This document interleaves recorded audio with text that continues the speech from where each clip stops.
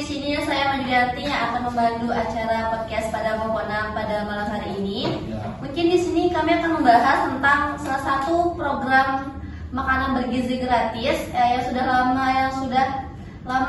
yang dijalankan oleh pemerintahan kita.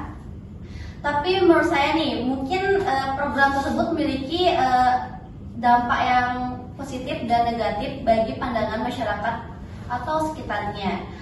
Oke, di sini kita memiliki teman-teman yang akan menjelaskan nih bagaimana pendapat mereka tentang program makanan bergizi gratis tersebut.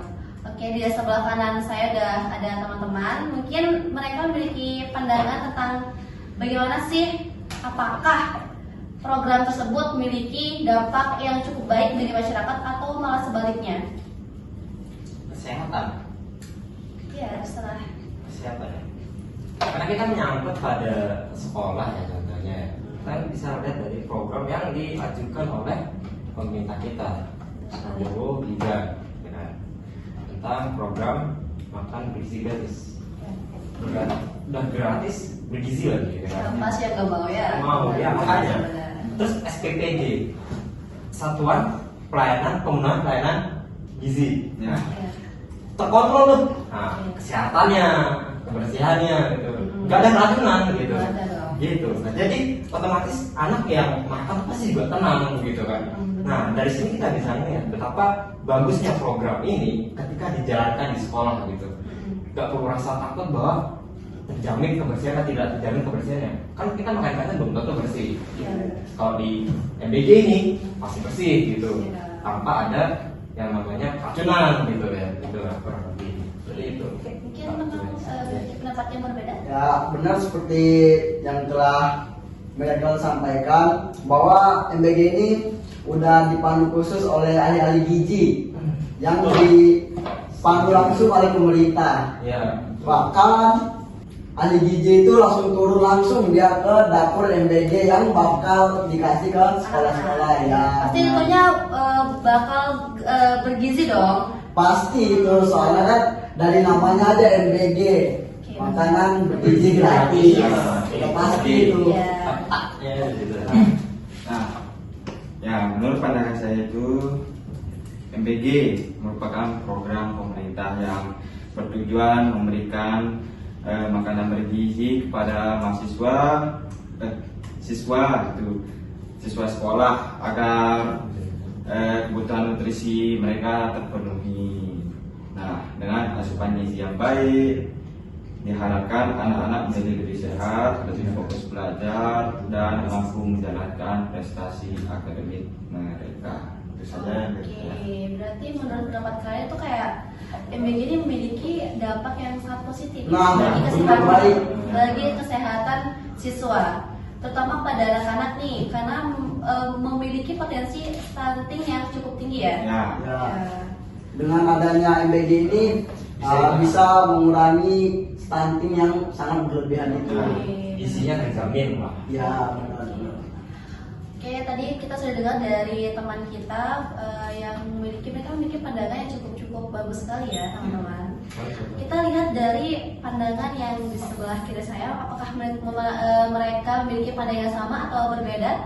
Silakan teman-teman, apakah kalian memiliki pandangan yang sama tentang MBG ini atau sebaliknya? Baik, tadi sudah disampaikan pada kawan kita, tujuan MBG ini sebenarnya bagus untuk mengatasi kekurangan gizi pada siswa pelajar terutama di sekolah dasar di Indonesia ini. Tapi kita bisa lihat langsung di lapangan gitu kan, banyak fakta-fakta yang justru bertentangan dari yang teman-teman kita ini sampaikan. Sama dari yang disampaikan teman kita, MBG ini sangat bagus untuk meningkatkan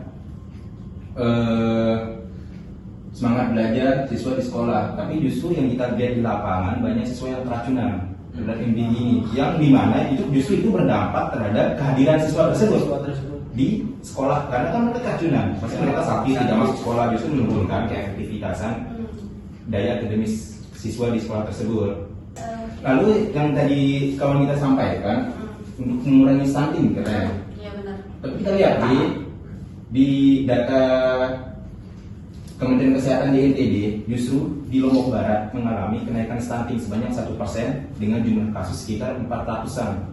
Justru itu bertolak belakang dari tujuan MBG yang kalian sebut tadi. Tujuannya bagus, cuma cara eksekusinya yang masih kurang optimal.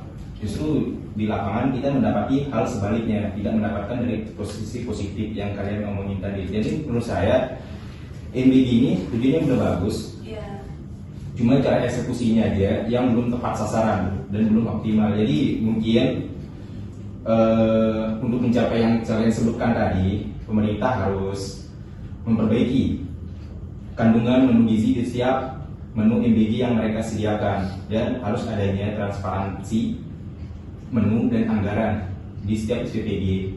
Itu pandangan saya. Oke, terima kasih. Mungkin teman-teman memiliki pendapat yang berbeda? Iya, tentang keracunan mungkin gara-gara kesalahan produksi atau makanan yang kurang baik, yang tidak layak atau expired. Oke, berarti itu bukan kesalahan dari pemerintah, Bukan, Mbak. tapi kesalahan dari Kesalahan dapurnya langsung ya? langsung. Oke. Katanya langsung didatangi sama ahli gizi kan, Oke. tapi banyak anak-anak yang keracunan. Oke. Katanya langsung ahli gizi, tapi kepala bagian kita ternyata wartawan, nggak ada jejak akademisnya sebagai ahli gizi. Aduh, itu harus dipertanyakan lagi Ya, sih, dipertanyakan teman-teman. lagi. Iya. Makasih. Mungkin memiliki pendapat yang berbeda atau sama nih? Pandangan saya terhadap MBG yang diomongi teman-teman ini kan, kita harus memperbaiki strukturnya biar tidak terjadi keracunan makanan, terus yang dampak-dampak negatifnya dah itu dah. Sesi kita langsung saya jawab langsung ya. Jadi sebenarnya itu Oke. saran kalian itu sudah benar, tapi kita bisa melihat di lapangan ya, bahwa tentu saja dari sekian banyak SPPG yang dibangun itu kan hanya sekitar ya, tak sampai 50%-nya. Tapi kita nggak usah jauh-jauh, kita ambil di NTB aja. Pertama saya ingin membahas keracunan. Keracunan itu kan mungkin bisa disebabkan oleh kadaluarsa, expired gitu kan. Selama ini kalau di NTB, sorry mungkin saya ada salah kata, saya tidak pernah dengar keracunan di NTB ini, ya. Ya. Nah, maka dari itu mungkin optimalisasi di dalam SPPG tersebut sudah baik, atau setidaknya dia sudah mengoperasionalkan itu dengan standar SOP benar, gitu. Nah, itu juga kedua tentang stunting. Ini berkaitan langsung sebenarnya dengan tugas SPPG atau MBG itu apa sih? MBG itu bukan untuk memperbaiki stunting, karena memang stunting itu dari ibu yang punya anak atau ibu yang hamil seperti itu, anaknya itu masih dalam kandungan, harusnya disupport sama makanan bergizi. Bukan gratis ya makanan bergizi, MB aja. Nah, di situ support buah dan segala macam ya untuk memenuhi nutrisi si anak. Nah, jadi setelah semisal itu sudah tercukupi, MBG tetap dibutuhkan. Kalian ada sebuah program yang bagus tentunya. Nah, tapi jika tidak terpenuhi, MBG itu hadir untuk apa? Untuk setidaknya menekan sedikit saja tidak terjadi stunting yang berlebih pada anak. Gitu. Terus yang ketiga tentang kesehatan. Ya. Kesehatan. Jadi saya bilang tadi itu ya udah bagus sebenarnya. Cuma memang SOP saja yang dilanggar gitu. Karena memang MBG ini pada dasarnya adalah program pertama, program baru Prabowo Gibran. Memang niatnya itu memang untuk pemenuhan gizi. Oke, ya itu. Terus juga menambah pekerjaan seperti itu ya. Mungkin tidak make sense sama yang dibicarakan di sekolah-sekolah, tapi tidak kita bisa mengetahui seperti itu. Mungkin sama-sama mungkin ada yang ingin ditambahkan? Tidak ada? Oke. Jadi menurut saya nih, berarti MBG itu memiliki dampak yang cukup baik ya di masyarakat, tapi ada juga yang memiliki dampak yang kurang baik. Kurang baik. Betul. Karena memang kurang baik itu berasal dari SPPD yang memang kurang dilihat atau kurang diperhatikan sama pemerintah benar, gitu. apalagi sama yang ahli gizi itu. Iya, ahli gizi. Oke. oknum. Iya. Ya. Mundur di dapur lah. Iya. Mungkin mereka ngasal-ngasal nih buat makanan buat anak-anak itu karena tidak dilihat oleh pemerintah langsung. Bisa dibilang seperti itu. Mungkin. Oke. Saya sebagai suka MBG nih, Iya. saya mengatakan bahwa MBG itu udah bagus banget, luar biasa. Cukup membantu ya sekarang. Cukup banget. Saya ingin interupsi bentar. Saya ingin mungkin kawan kita jarang membaca melihat berita gitu kan. Kan katanya dia nggak menemukan kasus keracunan MBG di NTB ini. Tapi justru Bang, September 2025 pas awal-awal MBG di NTB udah terjadi kasus 252 keracunan di NTB, khususnya di 3 kabupaten di Lombok. Oke, kalau begitu memang saya salah, karena tadi saya juga minta maaf. Nah, ini tuh bagian bentuk dari program pertama, karena memang pada dasarnya esensinya itu di mana-mana kita baru memulai, kita nggak mungkin bisa benar. Nah, ini sebagai pembelajaran bahwa harusnya kita bisa benahi lagi, gimana supaya tidak keracunan lagi dengan cara ya penempatan ahli-ahli gizi itu bagus gitu. Jadi Dan mungkin apa yang telah disampaikan itu benar dan mungkin juga mereka keracunan itu bukan karena dari makanan yang disediakan tapi dari emang mereka yang mendapatkan alergi dari lahir seperti alergi ayam, alergi udang. Ya, itu bisa kita lihat lagi. Belum tentu mereka keracunan itu dari makanan yang disediakan. apalagi mereka juga tidak tahu bahwa ada anak yang mempunyai sebuah alergi dan tidak diberitahu. Nah sekarang makanya kenapa ada anak yang di berita-berita ini saya suka nih dari MBG nih. Setiap makanan diberikan pasti ada anak-anak yang selalu menuliskan di sebuah notebook, di sebuah Kertas. kertas.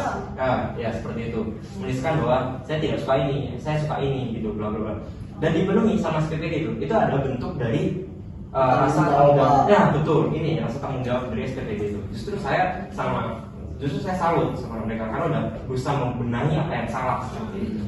Ini kan seharusnya pemerintah, apalagi ini menyangkut kesehatan siswa gitu kan, mereka seharusnya mereka ini teliti dulu apakah program mereka ini akan berjalan lancar atau tidak.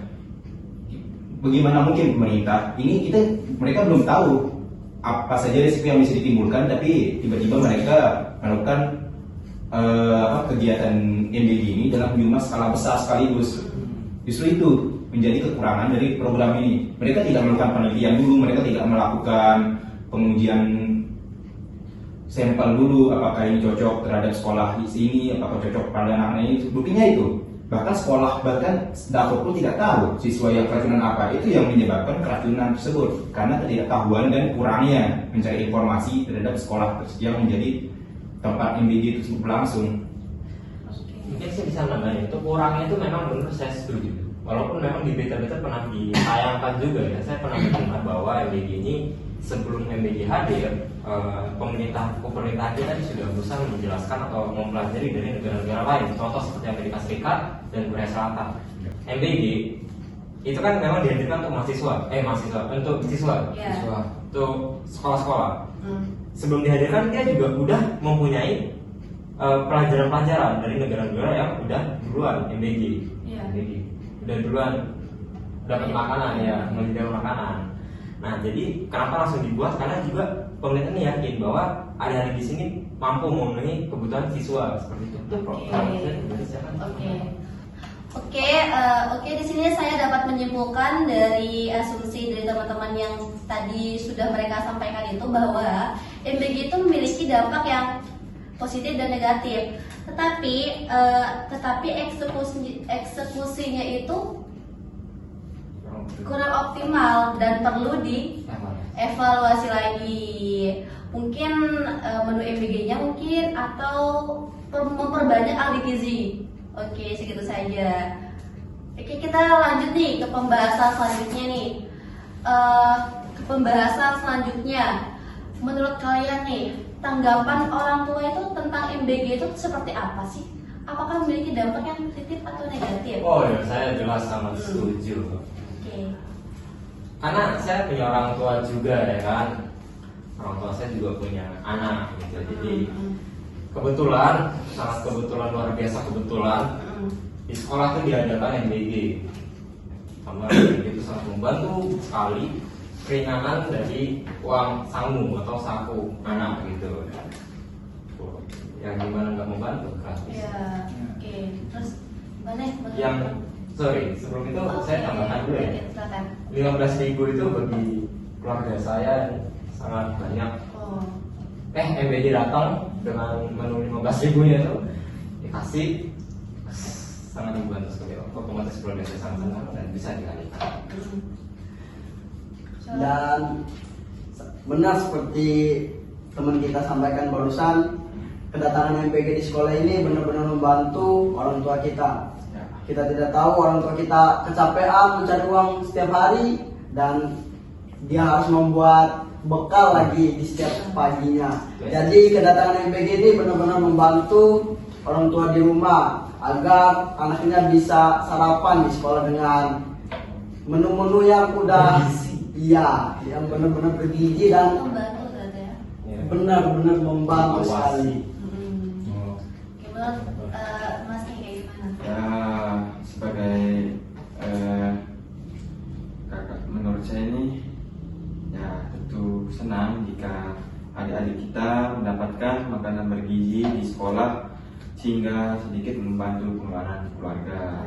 Nah, tetapi saya juga berharap makanan yang diberikan benar-benar aman dikonsumsi, higienis dan dimasak sesuai standar kesehatan. Oke. Jadi nih ya, menurut mereka itu makanan bergizi yang disajikan di sekolah itu kayak cukup membantu orang tua ya teman-teman. Nah, benar banget. Oke, mari kita dengar dari sisi sebelah kiri saya, apakah mereka memiliki asumsi yang sama atau berbeda? Silakan teman-teman. Tetapi ada sedikit orang tua itu agak khawatir tentang keracunan makanan gitu. Apalagi di media sosial itu kan banyak terjadi keracunan makanan. Untuk kekhawatiran itu wajar menurut saya ya, karena manusia ini bukan ya gitu lah kebanyakan.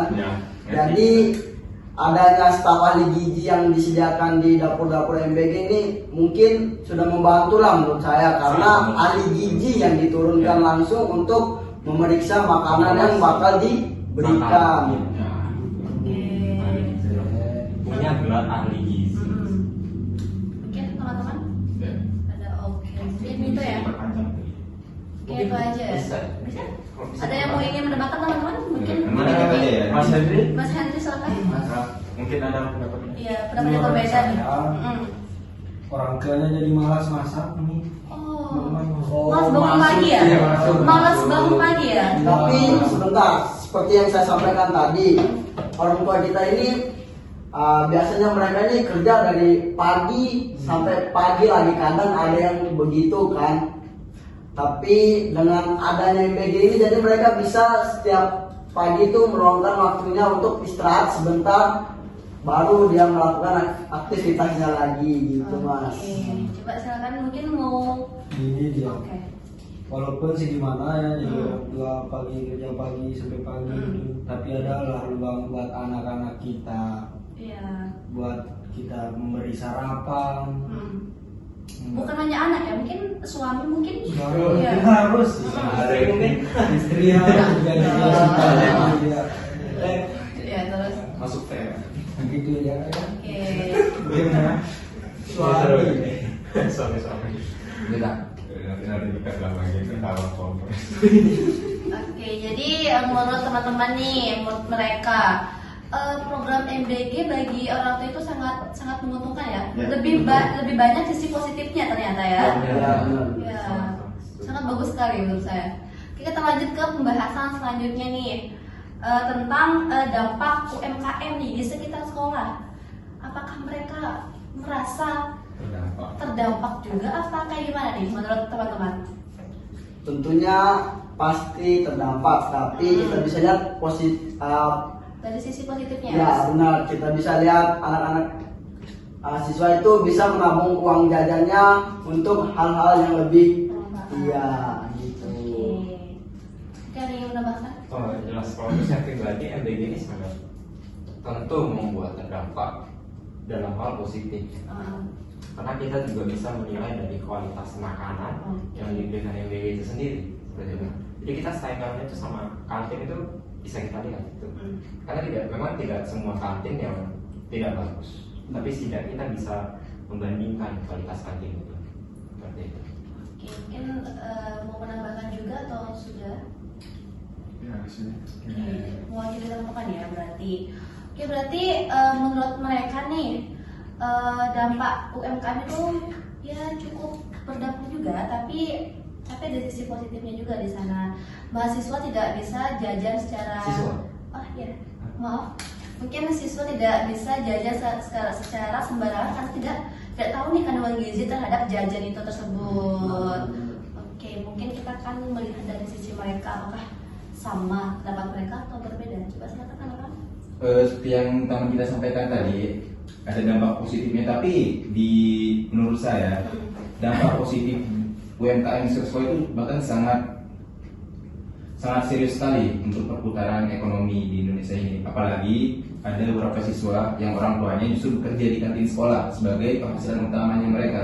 Begitu MBG datang, kantin mereka sepi, itu kan berdampak terhadap ekonomi orang tua anak tersebut, siswa tersebut.